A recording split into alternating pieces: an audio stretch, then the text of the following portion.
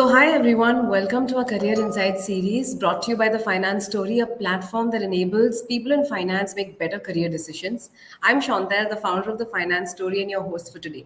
We've been running our Career Insights series for more than 3 months, where we bring you professionals from various backgrounds, industries to help you understand the various opportunities and how to access such opportunities, especially in this changing world.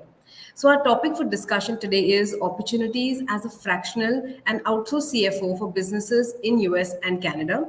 The virtual CFO advisory services has seen a lot of traction since COVID, but if reports are to be believed, the global virtual CFO market is anticipated to rise at a considerable rate, until 2030.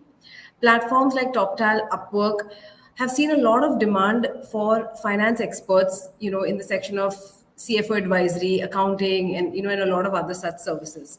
So the big question is, how can you, as someone who's interested in opportunities like this, find fractional CFO roles? What's the growth in this space? What money can it offer? How can you find your clients, etc.? So today we have with us Ganesh, who will share with us his journey as to how he decided to become a fractional CFO and explore this new world. To give you a little bit of a background, Ganesh is an engineer and an MBA by qualification who decided to build a career in finance. For over 6 years, he worked in finance, be it at Toyota Dubai, Landmark, again in Dubai, and eventually he decided to venture into this space of outsourced CFO services. So we will welcome Ganesh. Hi, Ganesh, Chantel. thanks a lot for joining in. It's my pleasure. Nice to meet you. Thank you. Nice to meet you. And everyone who is watching, thank you so much for joining in. If you have any questions, please type in, and we are really happy to take it over.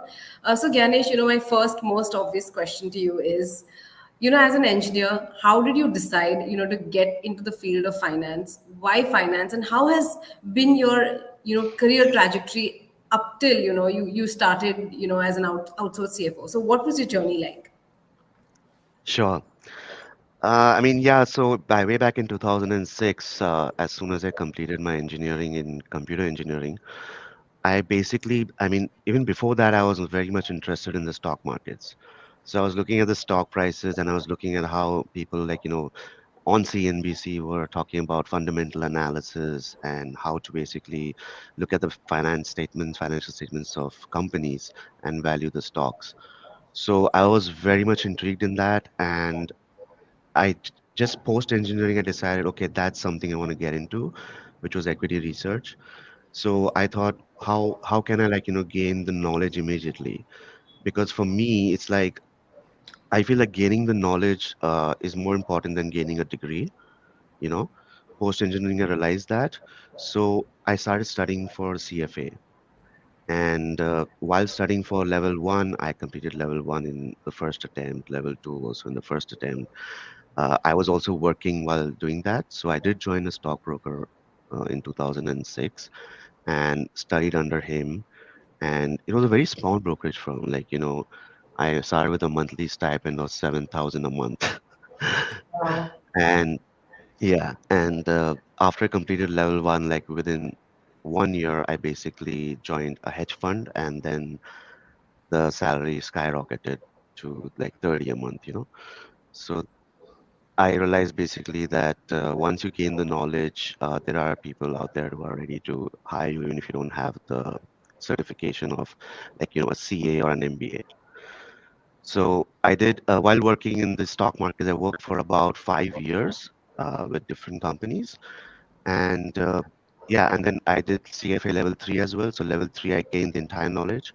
But because my handwriting is not very good, it's not been good since childhood. So I was never able to complete the papers.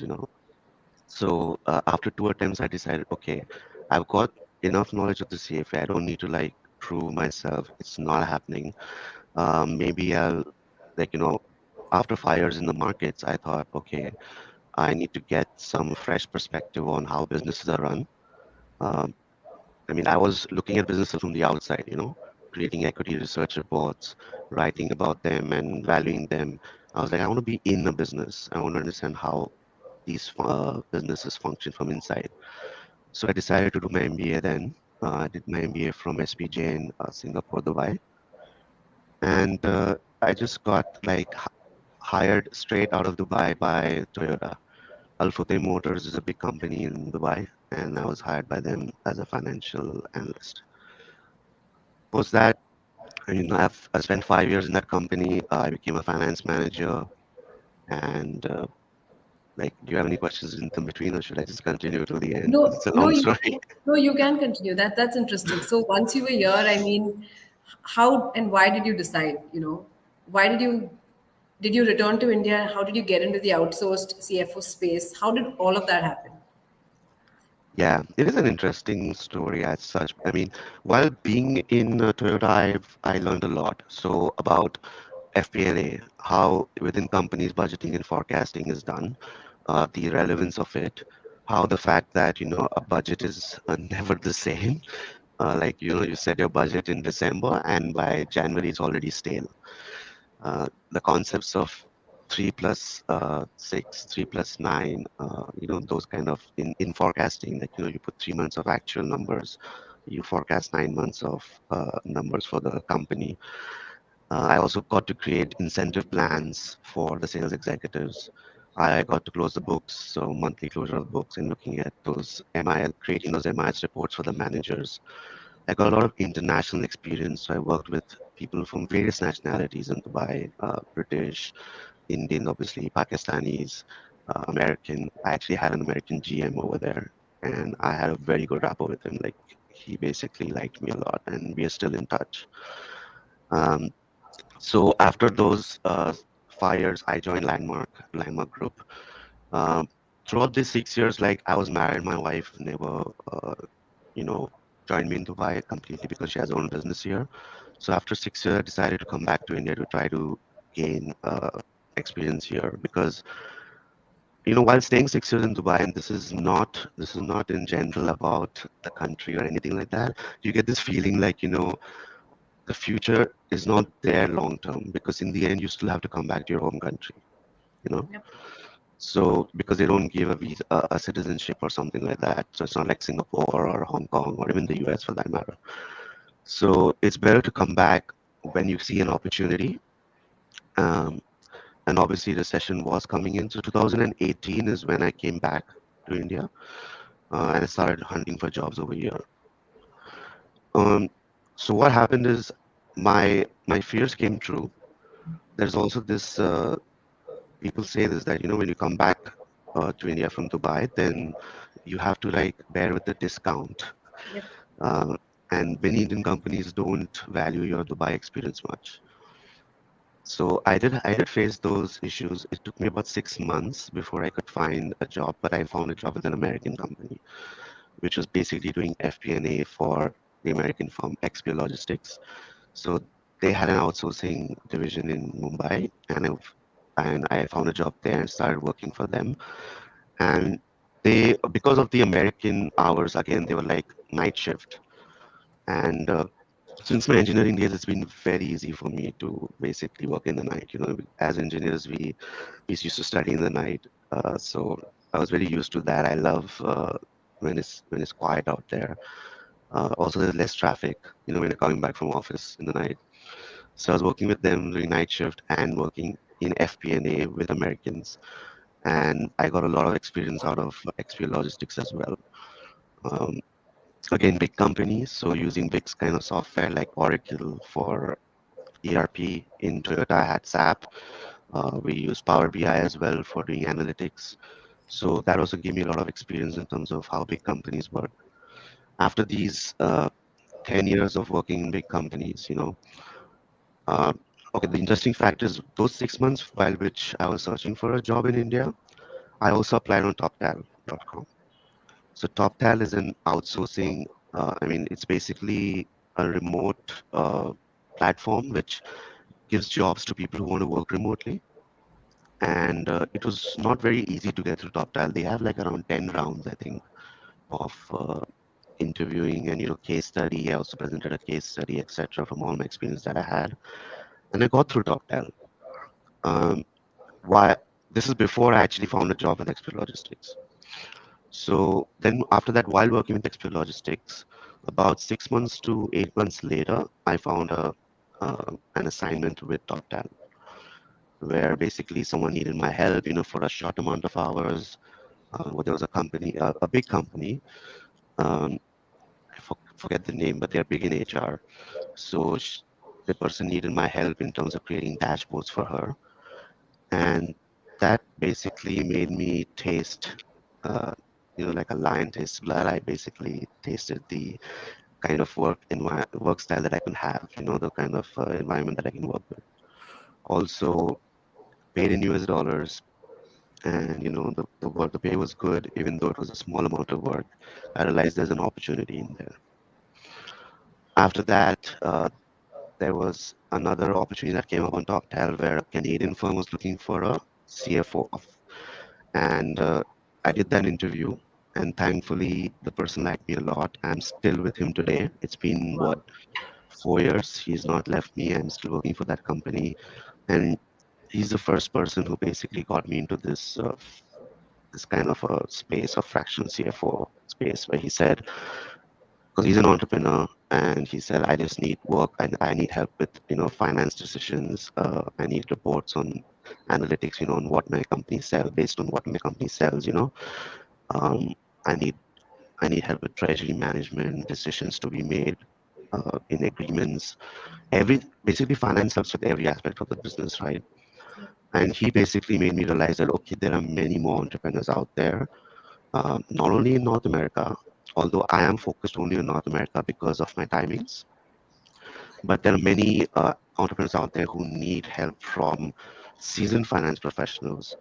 They don't have enough work to hire a full-time CFO, but they do have that requirement that they can hire a part-time CFO for like an hour or two a week, or even 5 hours a week or 10 hours a week.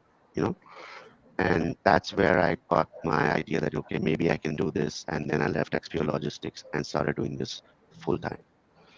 I now have 6 active clients, and that have like almost, I would say almost no client has left me, but there have been churns. Like when one client was actually like the founder actually expired, and that was very sad. So because of that, the company had to shut down. But there have been very less churns to the extent that uh, in between, I think last 1 year, I've actually not even been applying to opportunities because the plate is full. The only way to grow then is by hiring more and more employees and reducing my time spent with the clients a little bit more. That's that's amazing and so well explained. That Thank you. that's No, that's very, very interesting. So it Toptal just happened. It was not a strategy or a plan. It just happened, Yeah. and you took it from there. You basically take things as it come in a very positive aspect and move on. So that's a great factor. That's a great learning too. Oh yes. I mean, I had to basically give up a huge chunk of my salary to work in India. So I mean, the comparison is not even there. So I did join XP Logistics on a meager salary compared to what I was getting in Yep. Dubai. Yep. But when opportunities as these come, they come for a reason. So that's what I thought, and I took it very positively, and I learned a lot over there, especially how to interact with Americans. What exactly their thought process is, what their culture is like. Although I've been very familiar with their culture since a long time because of watching all those TV shows that we got. Yep. Yep. Yeah, That's a great point. Okay, you mentioned for everyone watching, if you have questions, please type in. And thanks so much for joining in. Ganesh, can you just tell us? You said TopTal has a very stringent interview process. You said they had 10 rounds with you. That's even more stringent than a lot of other interviews that you have, even for CFO roles, right? It's right, like a yes. full-time CFO role. So can you tell me how do you apply to TopTal, and what is the interview process? Who do they interview? How long does it take? Can you just get through it in a week, in 10 days, or it's a long process? So if you could address this first, the entire process. Yeah. So it was 4 years ago.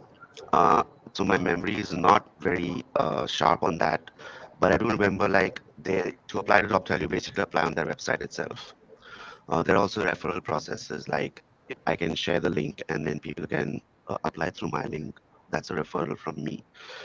Um, it takes about, I would say, it does not take more a long time. They're very fast, probably a couple of weeks to go through. I mean, it depends on you because it's a self-paced process. Like the application in itself, okay, it's a lot of information that you have to fill, and it's up to you how long you take to do that application.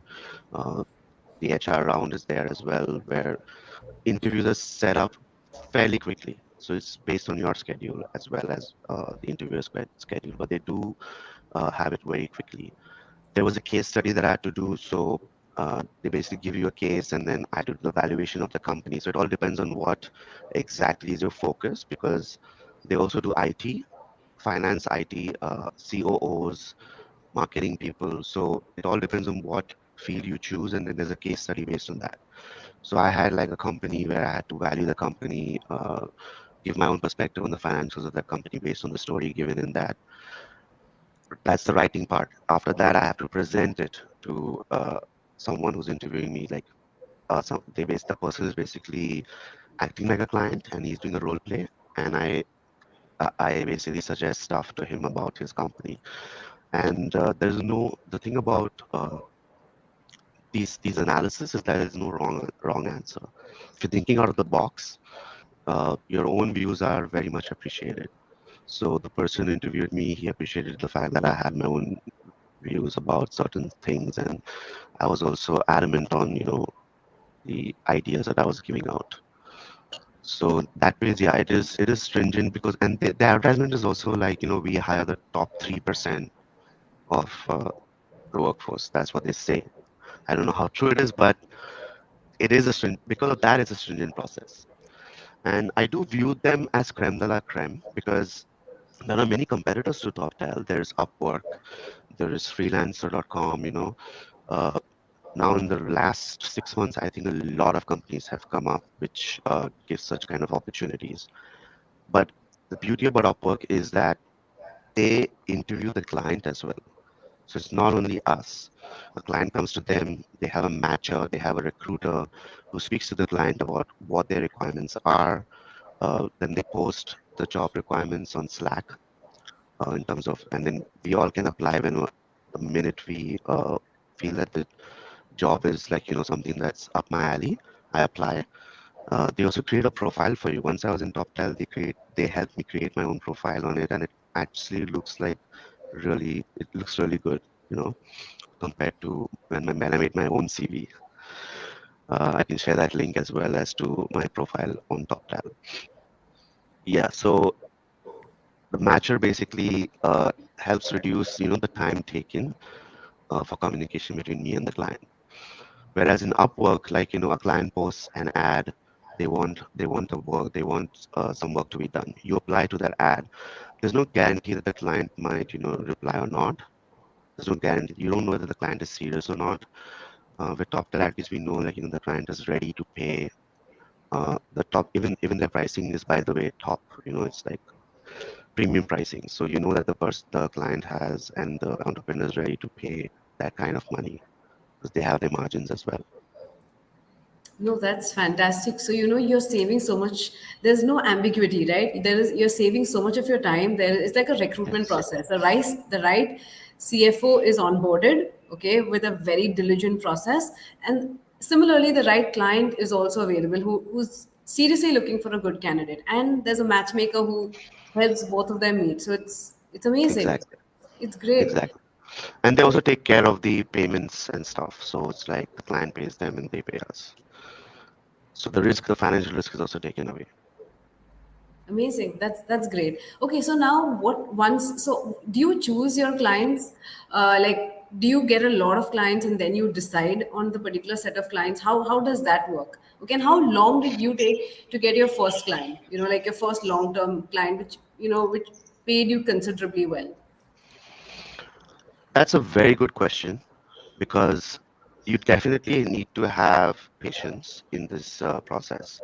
So yes, I mean the job. So when a client approaches TopTal, they basically post a job on Slack.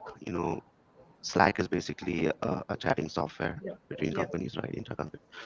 So we have a Toptal Slack platform where we can even network with other top tellers. That's another benefit that is there of it of Toptal. I can network with other finance CFOs over there all around the world. Okay. Wow.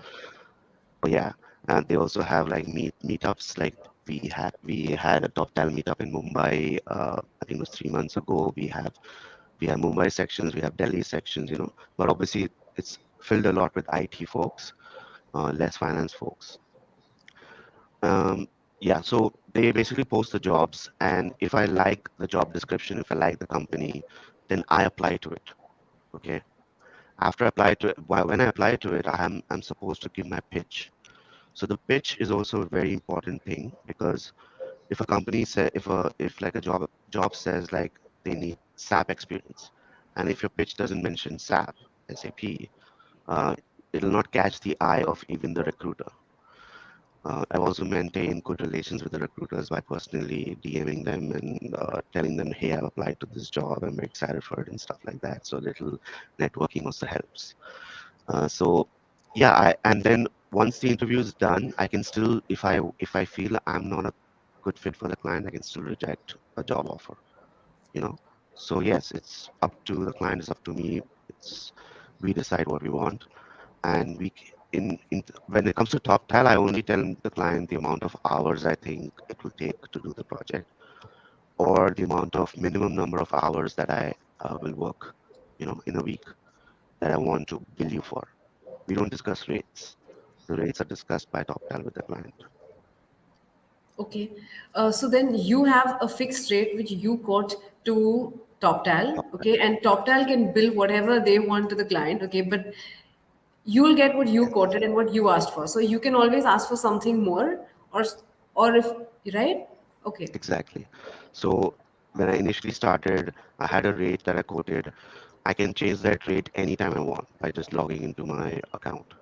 So yeah, that's my rate per hour, and it's all about being competitive also. So if my rate is low, then obviously TopTal will also quote a low rate to the client. So there is a sense of competition over there as well. okay, fair enough. But once you're signed in with a particular client, okay, say you're saying you're working with clients for such a long time, right? So if say you put a rate, say $250 an hour, just an example, okay, you said you can change it anytime, but you're locked in with that client for how long? Like for how long you would have to serve them, say at the agreed rate of $250 per hour? Again, it all depends on me. So I can at any point in time tell TopTal that I want to change my rate, but for an ongoing engagement, they obviously don't like it when a person is trying to change their rate. But if you are good, you have the confidence, okay? You can also, because see, once I'm started working with a client, TopTal is just an administrative process. I mean, they are just working in the background. They're not even speaking to the client. They ask me, they do surveys. They ask me how the engagement is going and stuff. But my rapport with the client increases over time. Okay. So let's say after a year, I, I mean, it's not very much defined as to how long the project will be, but in the job description, it's usually given. Okay. So there are some projects that say, okay, 3 months. There are some that say long term, more than 1 year. I'm mostly interested in long term projects because, it takes a lot of time to understand someone's business and then work on it, right? So I usually only apply to those long term projects. Now, let's say after a year, you want to increase your rate, you speak to the client directly. You say, I want to increase my rate. So TopTel might charge you more. If the rapport is good, if they feel you're valuable, they'll say yes. And then you just inform your recruiter at TopTel that I've already spoken to the client. I want to increase my rate. So they will have to create a new contract with the client, and it can be done. It can be done. So in short, it can be done, but of course you have to use certain sensibilities when Yes. you cannot just randomly increase your price. That's not done anyways. Even when you're working as an employee, it's kind of unfair. Everything takes time. Uh, I mean, that's the beauty of also being the fractional person and I would say freelancing also. When it comes to freelancing, uh, you can actually ask for a higher rate after some time if you feel you deserve it. It all depends on the client and I mean, how your rapport is with the client and how much value you're giving to the client. Obviously, being the finance person, I can see everything, right? Yep. I can see the client's finances, the books, everything. So I can also see who's getting raises in the company at what point in time. So all those things come into the picture. We had to have a upper hand. But even IT folks out there, I know, like after 2 or 3 months, they have gotten raises, they have got increases, and that's actually how. I mean, that's why the US market is so good also because like it's a capitalist market. Yep. They do understand the advantage of having good employees, and if the person is good, they don't want to let that person go. They also feel that they should pay fair wages to someone who's contributing to the business because in the end, it all matters about bottom line.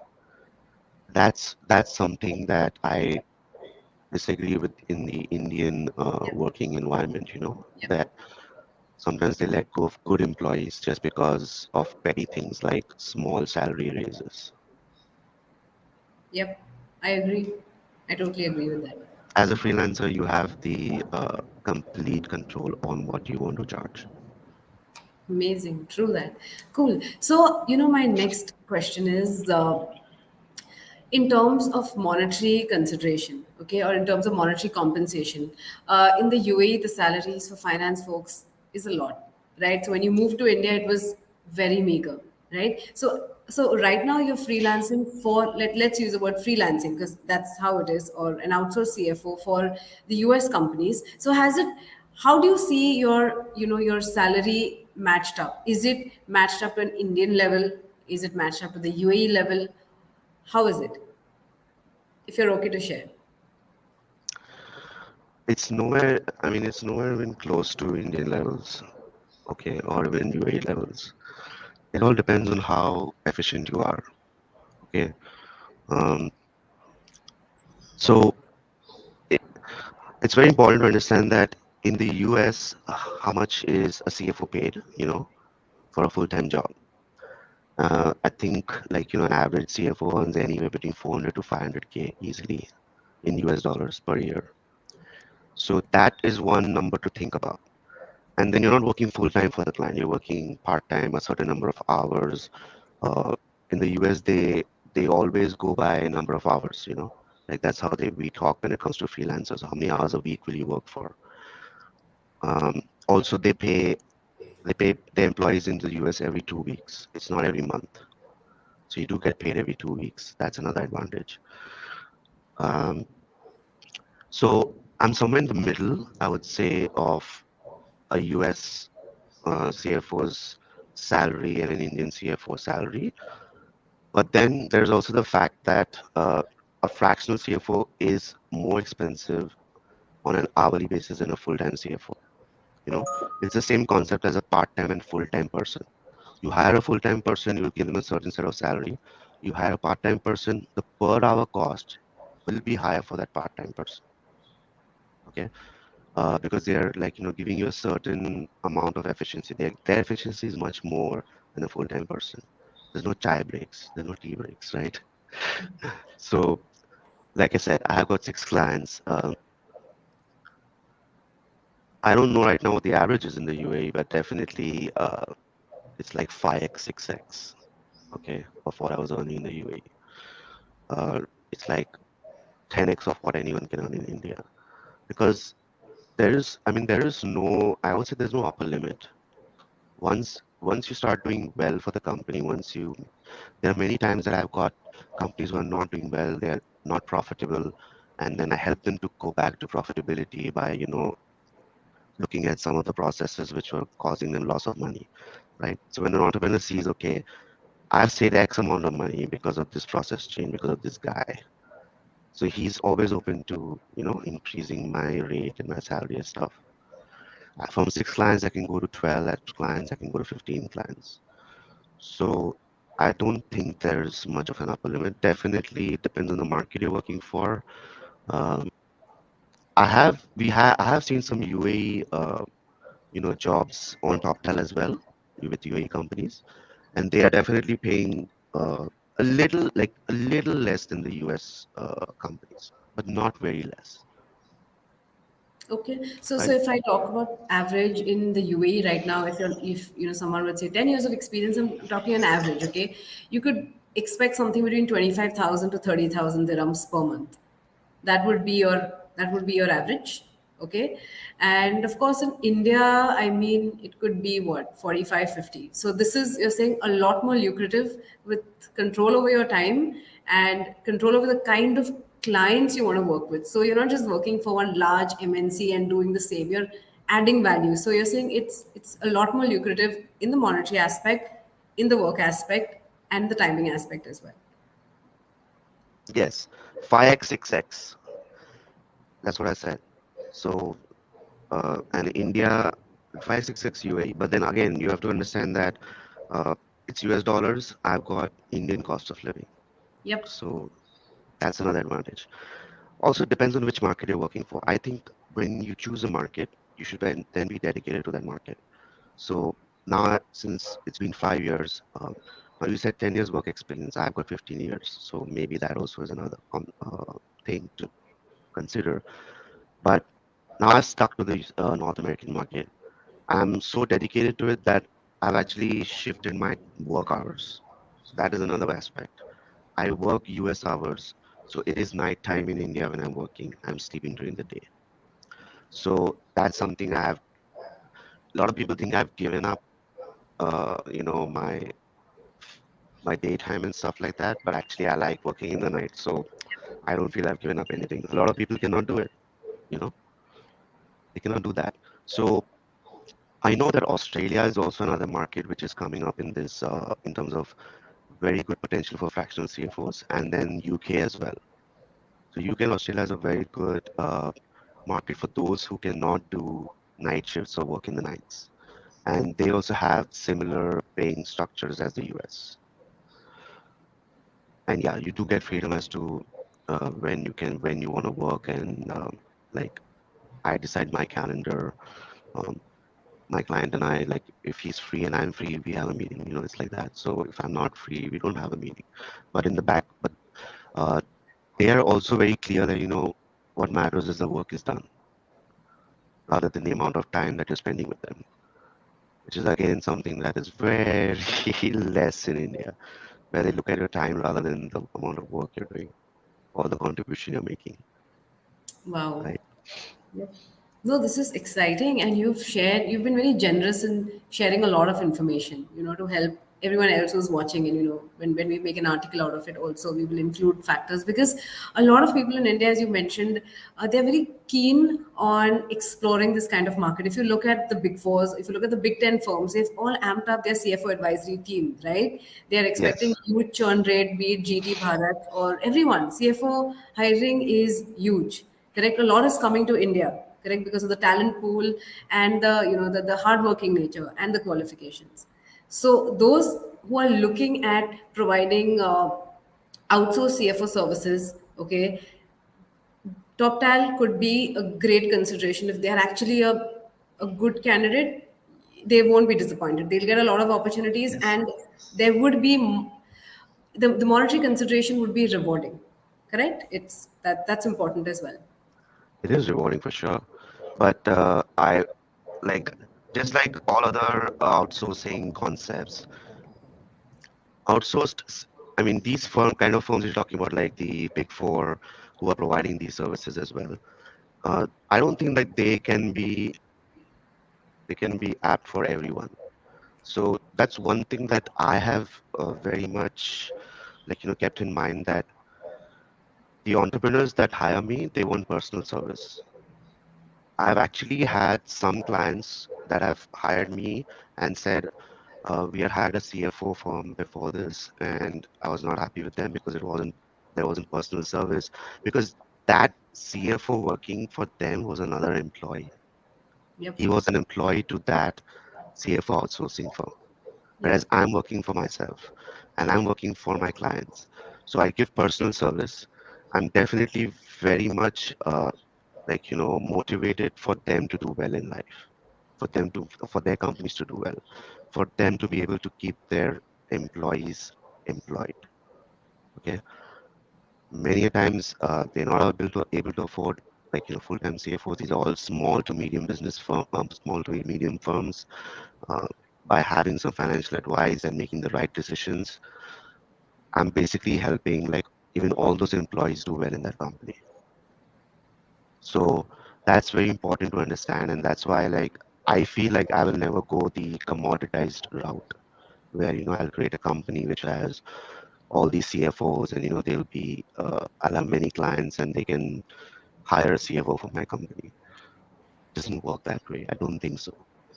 I was just going to ask you, that was my next question. Do you consider having a team of CFOs, where, you can 10x your current revenue, okay, and, you know, go ahead faster, have it more like an entrepreneurial kind of a company, right? So is that a consideration in the near future? Or this is what do you look at it? And I also had another question, like, does Toptal even permit that, or they only want individuals to provide services and not like companies who have other professionals working for them? Okay, so part one of your question was about the scalability. So I'm not being hypocritical, but I definitely see that it is scalable, but in a different sense. Like if I'm going to scale this, then definitely that CFO will be like a partner. So just like law firms, I would say it's all about having partners, right? And the CFO is basically have the profit share and stuff like that. Uh, every CFO will have their own clients. That's what I view the future as. And then you'll have interns, you'll have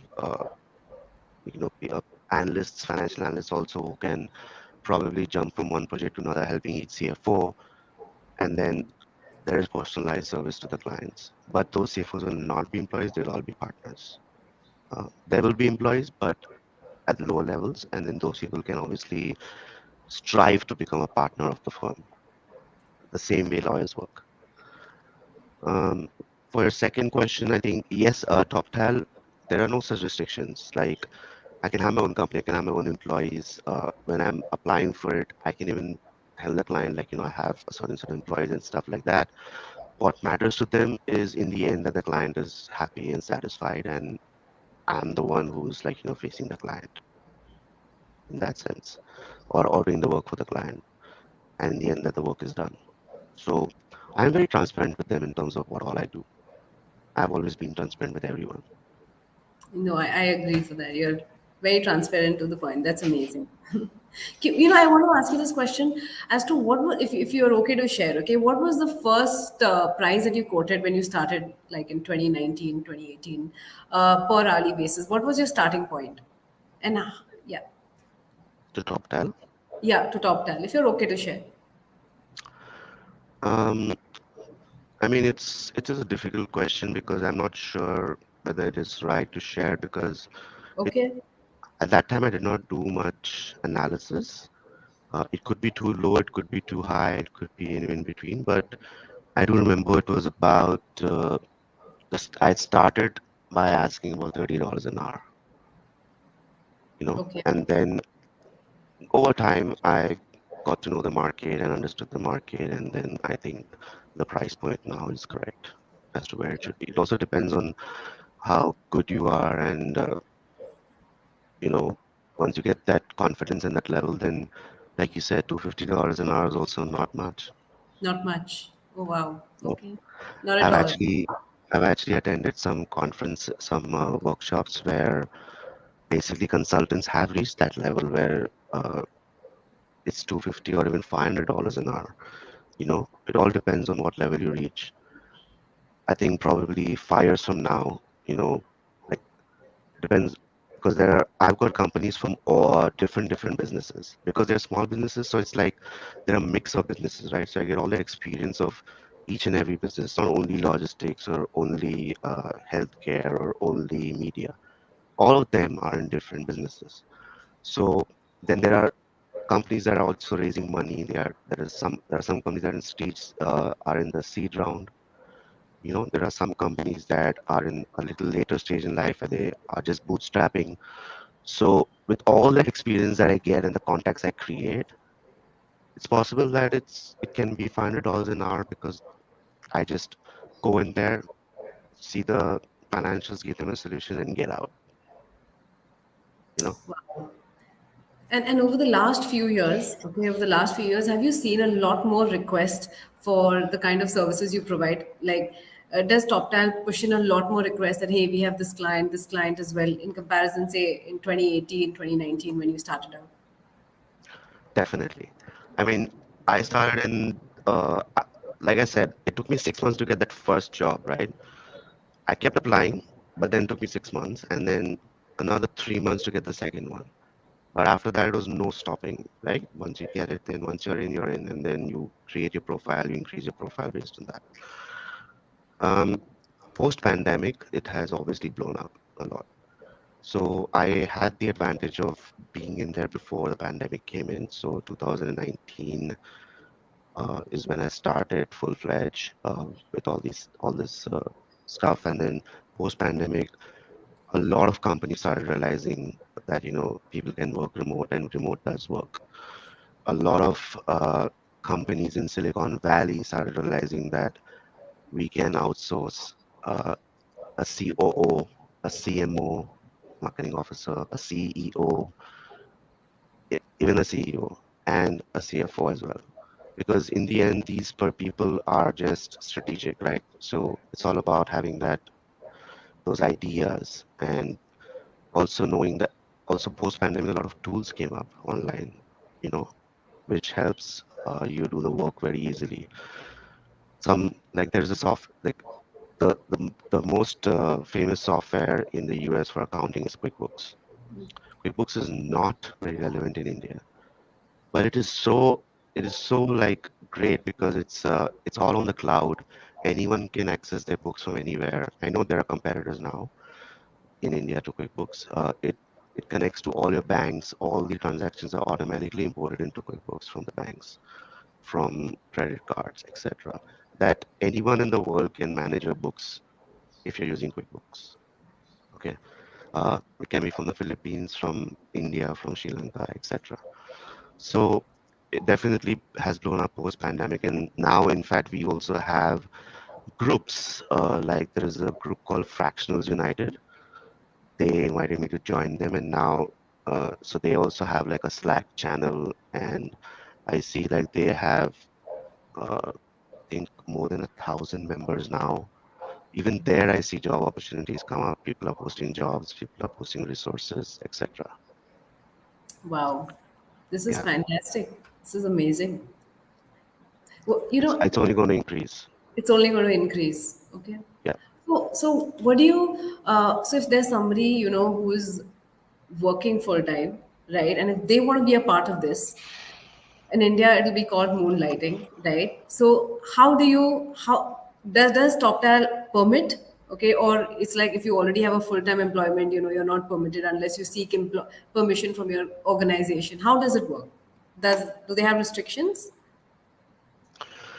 See, Toptal does not care about whether you are working full time or not. It's basically because it's a US company, so it's like in the US, it's very common to basically Yep. have two or three jobs, Yep. right? This concept of having one job is, again, because I'm an Indian, I can say this. I think it's Indian, but it could be many other countries who think like that. Uh, like even in the basically, if you're working for a competitor business, then I think it's wrong. Okay. But if like you're working for a company full time, you're working 8 hours, 10 hours a day, which I know doesn't happen. It's 16 hours a day sometimes. But and then you go and work in a McDonald's, you know, it's none of their business what you do in your off hours. That's my view. And I I don't think there have been any cases out there where a company has won any, and the company doesn't care also to even file a case against an employee who's moonlighting. The problem with the IT moonlighting is like those are competitive firms. An IT engineer is working for a competitive firm, so there is a problem there. So I understand their view. But in finance, like if I'm working full time for an investment banking firm and then I help a small company on the side with their financials, uh, legally I don't see an issue. It Yep. all depends on your own conscience. Are you giving your 100% to your full-time job? You should not. Yet you should not do. You should not give them less than 100%. And then are you giving 100% to the other job as well? Yep. So there's a point in time when you realize that you want to do this full time. So you want to become a freelancer full time. You want to become a fractional CFO full time, and then you have to become serious about it. So then every step you take is towards it, and being serious about it means actually putting in your resignation. So there are many people who are scared.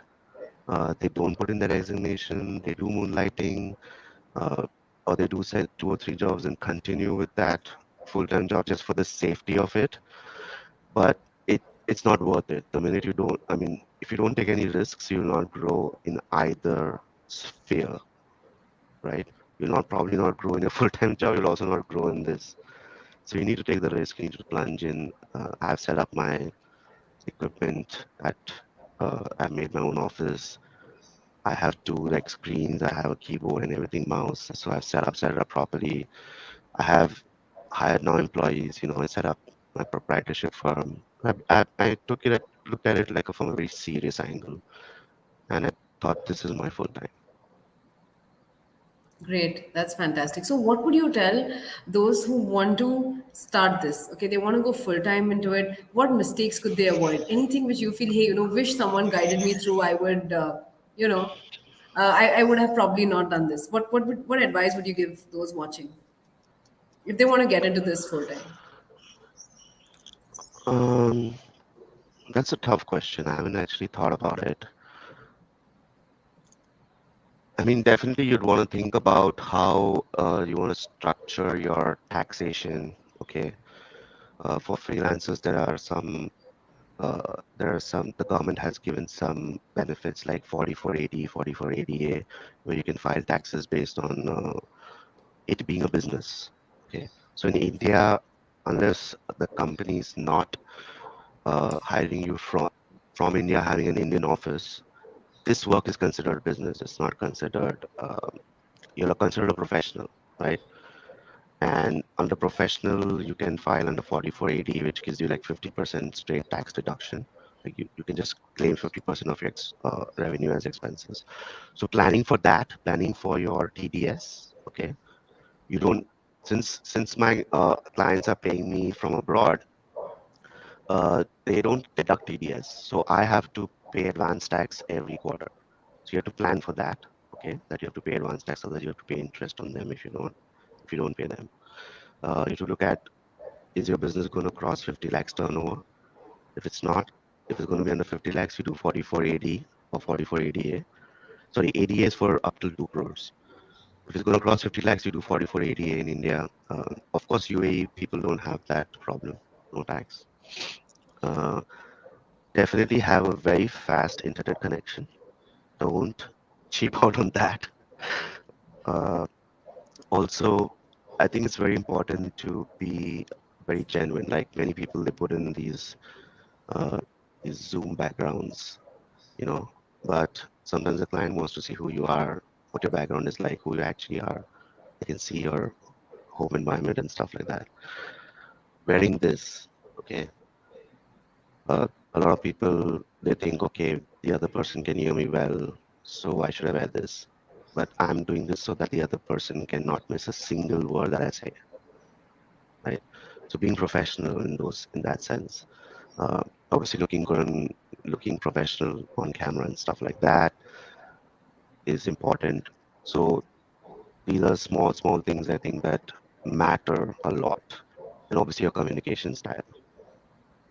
You know, That's yep, yep. So how is it working like remotely? I know you engage with a lot of people, but you're working remotely by yourself.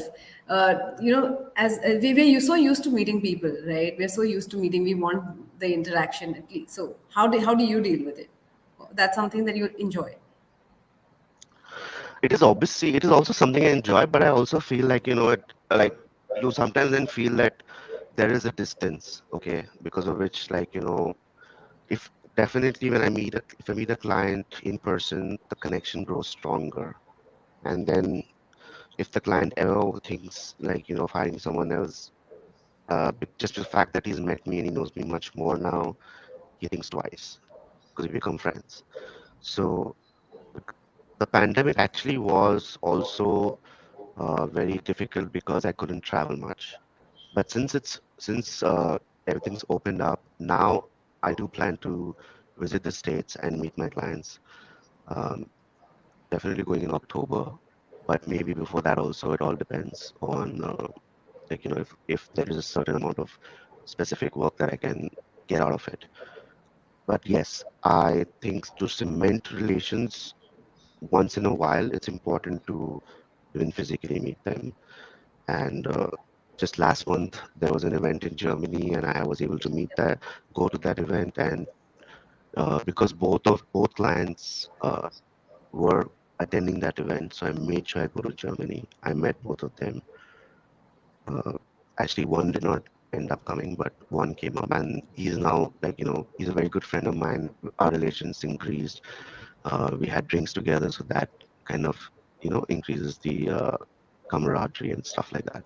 So once in a while, you have to meet, and then That's even excellent. the employees that I've hired, they're all remote. So we also sometimes we plan once in a while that we should have just a gentle meetup, like a dinner or something. Wow, that's fantastic. So you're a CFO. It's like they're all your companies and you're the CFO handling it, and you have the finance team with you, which is your employees who work remotely. That's amazing. That's Yes. excellent. And how does your family manage this? Okay, because you're working all night, right? So how do they adjust to it? Or it's okay. Yeah, they have to adjust it because it's my work. It is tough, definitely, for the family, but now they are gotten used to it. Uh, I mean, like I told you, when I was in Dubai for 6 years, I was alone. My wife used to keep traveling and come to meet me, but they got used to it during that time also when I was abroad, right? So I was alone over there. What I've done is I've kept my office separate and my house at home separate. You can also work from home. There's no problem in that. But Wow. it's just like, mentally, I think it's best that you get up and you go to a certain workspace. Yep. So just 5 minutes from my house, I've created another office. I rented a place. You can rent a place. You can create your own workspace, and you actually go there physically. Then you come back and you sleep at home. Uh, it's not easy because during the daytime there's a lot of stuff going on in the house, so it's not easy to get sleep. But it's something that I've gotten used to now. So I also maintain it on weekends. I maintain the same schedule on weekends, and that's how I'm able to cope with it. Otherwise, it's not easy. If you don't maintain the same schedule, then there's gonna be havoc in life. But for those people who can't do it, then there are other regions. There's UAE, there's Australia, there's UK also. Yep. Uh, Also, the money's good, so that is an incentive for the family to not complain much. Yeah, absolutely. Cool. So, Ganesh, I mean, this has been a fantastic conversation. To close this, do you have any other pointers which I could have missed or which you would really like to add to everyone watching? So, we've got Nishchit who said, hey, it's very generous of you to share so much of information. He's given some great feedback. Thank you. Ketan has a question as to how to get work related to CFO based on your IT experience and international exposure remotely from US and Canada. I guess you've covered this.